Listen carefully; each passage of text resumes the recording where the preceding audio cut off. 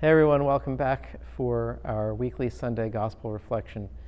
It's the conclusion of our four-part series on the Bread of Life Discourse from John chapter 6, and it's also the 21st Sunday in Ordinary Time. A reading from the Holy Gospel according to John. Many of Jesus' disciples who were listening said, "This saying is hard. Who can accept it?" Since Jesus knew that his disciples were murmuring about this, he said to them, "Does this shock you? What if you were to see the Son of Man ascending to where he was before? It is the Spirit that gives life, while the flesh is of no avail. The words I have spoken to you are spirit and life, but there are some of you who do not believe." Jesus knew from the beginning the ones who would not believe, and the one who would betray him. And he said, "For this reason I have told you that no one can come to me unless it is granted him by my Father." As a result of this, many of his disciples returned to their former way of life and no longer accompanied him. Jesus then said to the 12, "Do you also want to leave?" Simon Peter answered him, "Master, to whom shall we go? You have the words of eternal life. We have come to believe and are convinced that you are the Holy One of God." The Gospel of the Lord. So we come to the conclusion of the Bread of Life Discourse, and over these past weeks we've seen how Jesus has established in this teaching his identity as the Son of the Eternal Father, as the Bread of Life come down from heaven, to give life to the world through the gift of his own flesh, drawing the connection to his sacrifice, his upcoming sacrifice on the cross. And now we come to the crux of the matter, because yes, the teaching is difficult to accept, that he can ask us to eat his flesh and drink his blood. And not only that, but that if we don't, we won't have life in us. This was so shocking and so difficult for his listeners to accept that most of them left. Most of them went back to their former way of life and stopped following him. And he knew that would happen.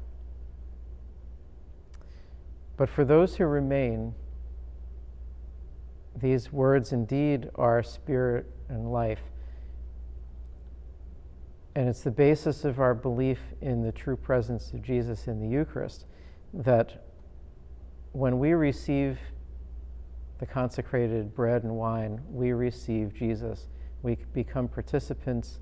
We renew our participation in his very life, and that gives us the sustenance that we need to go on, to go forward as his disciples. There's been a lot made recently about some research that was done a couple of years ago by the Pew Research Center. They did a survey in 2019 that found that out of the self-identified Catholics that they polled, only about 30% claimed to believe in the real presence of Jesus in the Eucharist. Now, I think there were some flaws in the study, but nevertheless, I think it shows more than anything that as a church, we've failed in our duty to teach what we believe, to hand on the faith generation by generation. I suspect that those who attend Mass on a regular basis believe in the real presence, or they wouldn't be here. But it's still a problem that we face. But it's also not surprising that there would be misunderstanding and that there would be lack of belief, considering that we see that the majority of those who had been following Jesus left when he taught them about the real presence. For those, however, who were the closest to him, the 12, it was different. The relationship that they had established with Jesus was strong enough. The bond of trust between them was deep enough that this didn't push them away.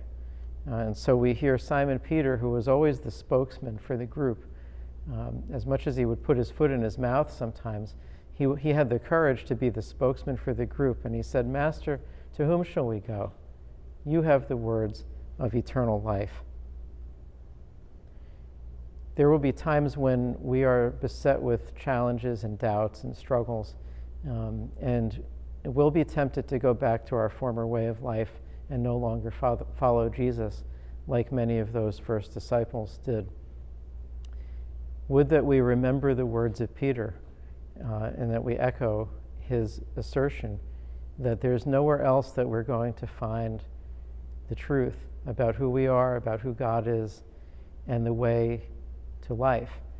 So may our reflection in these weeks on the Bread of Life discourse not only deepen our understanding and our belief in the real presence of Jesus in the Eucharist, but may it also help us to be firm in faith, and to be ready to call upon the Lord in times of struggle. Indeed, the life of discipleship of Jesus demands much from us and can sometimes seem overwhelming, simply too difficult. But it is also the path to our ultimate fulfillment and happiness.